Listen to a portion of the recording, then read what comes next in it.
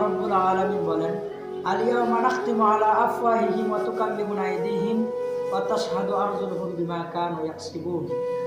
যে কিয়ামতের ময়দানে তোমার হাত কথা বলবে, তোমার পাও কথা বলবে, তোমার জিহ্বা কথা বলবে, তোমার জিহ্বা আল্লাহ তাআলা বন্ধ করে দিবেন, তোমার মুখ আল্লাহ তাআলা বন্ধ করে দিবেন।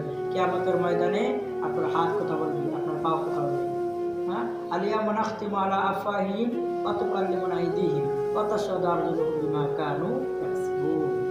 সেদিন আপনি হাত দিয়ে কি করেছেন, পাও দিয়ে কি করেছেন, জিহ্বা দিয়ে কি করেছেন, হ্যাঁ, কাকে গালি দিয়েছেন, কোন হাত দিয়ে গুনাহ করেছেন, সেটা আল্লাহ তাআলা হাত কথা বলবে, পাও কথা বলবে।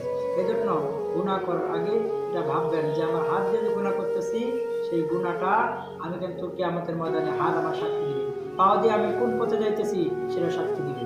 এই জন্য আল্লাহ তাআলা আমাদের সবাইকে এগুলা জিনিস বুঝে শুনে আমল করার তৌফিক দান।